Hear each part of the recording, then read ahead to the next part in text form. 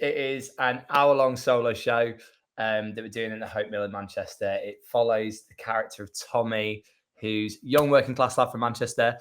He's currently at a private school on a scholarship, and he's just been accepted into Oxford Uni. So the whole play takes place over the last 24 hours before he leaves home, goes away. So it follows like his last day at work, last trip to the pub with his mates, and then he goes to a house party where things all sort of go a little bit wrong. I don't want to spoil it or say too much about it, and then sort of encounters things from his past as he goes on as well. How can he leave Manchester? I know, honestly, it's the hardest thing I've ever had to do. Because you are Manchester born and bred, right? So, Yeah. this feels very close to you. And I do know that Nick actually wrote this part for you as a Yes. birthday present. I mean, Yes. that's pretty cool. It is cool. It's definitely the most beautiful birthday present I've ever had. Yeah, it came about from sort of two conversations that we'd had about class and identity and growing up. And he's from the Midlands as well. So again, like regional upbringing, but we both went to uni in Leeds and talking about like what it's like to leave and leave everything sort of behind and go somewhere else and go somewhere new. And then yeah, he came back with this like early version of the script, which was amazing, and then just fell in love with it immediately. But I think it's wicked. The script's so brilliant. I honestly, I can't wait to see it. Now, what kind of Manchester are we going to get then? So we've got this 24 hours. What things are we going to see the passion of Manchester, the identity of Manchester? Are we going to have some banging Manchester tunes in there? The tunes are all over it. The tunes are all over it. A lot of good tunes. Just like classic little staples, like going to the pub and it's playing like Cortinas or Smiths or Stone Roses or something like that. Little places where you recognise, like there's a bit in a club which is playing sort of like hacienda tunes in it as well. So all little sort of remarks to it and little nods to it throughout.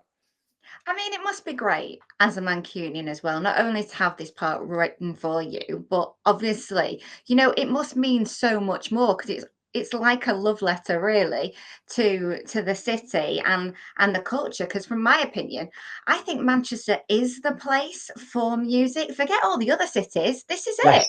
Yeah. I mean, I'm literally coming back on Saturday to go and see Oasis. I've been one of those lucky people who managed to get a ticket. So I'm very, very excited. But yeah, like growing up, like music is so important and it's so important to everyone there and everyone around you. And no matter where you go, it's something that Manx take very seriously. We are. We're Yeah, very proud of our very proud. city Very and proud. our heritage. And you mentioned bands there. You mentioned the Stone Roses, Smiths, Oasis. You've got the Berry Lads, Elbow. I could Yes. go on. It Yeah, really, yeah, really yeah. is iconic. But to you, not just the music, what makes Manchester so special, Tom? That's a good question, actually. I think for me, it's just the people. I always like, I've been in London now for about 7 years, I want to say. But I've frequently taken people up to Manchester to go out, like go to warehouse projects and things like that. And all I go on about is how friendly everyone is and how welcoming and how accommodating. And everyone's like, yeah, sure. You hear this sort of cliche about everyone from the north being friendly, and especially Manchester. And then they go and then they're like, oh, you weren't kidding. Everyone is so lovely. And it takes me a second when I go back home to be like, why are people saying hello to me in the street and on the train and stuff? I'm like, oh yeah, I'm not in London anymore. Everyone's just like really friendly and welcoming.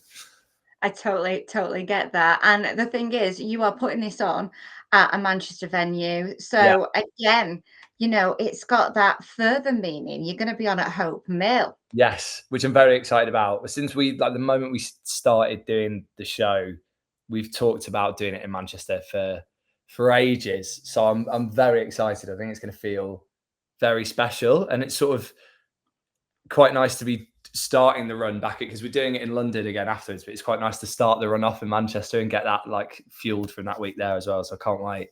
What do you think the reaction is going to be from Manx? Do you think they're going to get it more than those other audiences? I think so, but yeah, I think so. I think it's such a beautiful story and so just universally applicable. But I think it does speak a lot to like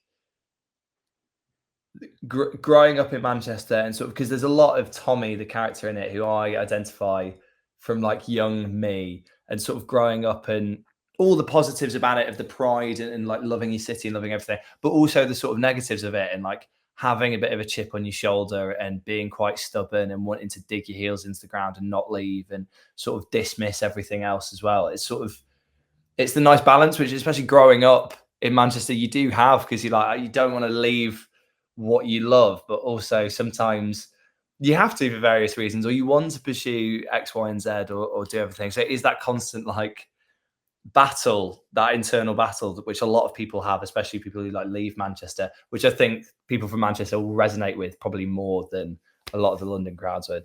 Definitely. I mean, you said you've moved to London. I moved to London. I came back home to Manchester. Yeah. I miss the chips and gravy. I'm not going to Oh, lie. don't even get me started. Curry sauce. Can't get it down here. Can't get it down here at all. So is that your chippy tea then? Is it chips and gravy, or what would you have at the chippy order? Because that is a Manc thing as well. It is. I'm proper fish chips, curry sauce. I'm controversially not that gravy on a chippy. Love it on a roast. Give me loads and loads of gravy on a roast. But on a chippy, I'm all about the curry sauce. You know what? I think they've changed you. You I have changed. know, I know. I know. Now, this not only is like fantastic, it sounds fantastic, but I always get really excited with a one man show. One man, one woman. It's like, how do you do Yeah. that? I mean, I take my hat off to you. Yeah, it's a workout. It's a workout. Because in this show, there's like 13 characters. It's definitely the hardest thing I've ever had to just learn, let alone do. Like trying to work out who's talking to who at what point is hard in itself. Um, but yeah, it's a work. I mean, by the end of it, I'm always just like drenched in sweat, and it's very fast paced. It's very funny, but there's times where like five characters are sort of talking in a room with each other, and you're both like Tommy in that scene, and also Tommy talking to the audience. So it's very rapid, and then we work so much on just like trying to make each character clear. A lot of character work, trying to get the shifts between them working in like a sort of really satisfying way. But yeah, it's hard. It's difficult. It's difficult. There's no time I sort of take it for granted, and I'm always very nervous before every show. Once it starts, it's okay, but it does feel like build up and then like the pushing down of a handbrake, and then it just goes. At least you're not waiting for a cue for anybody else. You know what I mean? Yes, If they don't say a line, it's like, no, well, that's only me that's not said a line. So, exactly. But on the other side, like if I mess it up, there's no one to be like, well, is this bit? Is this we'll bit? just throw a Manchester Anthem on. We'll throw a Manchester Anthem. And Yeah, yeah, talking of that, I've got some quick fire questions yes. for you. Are you up for it? Yeah, absolutely. Cool. All right, I'm going to go for it. Favorite Manchester band? Favorite Manchester band?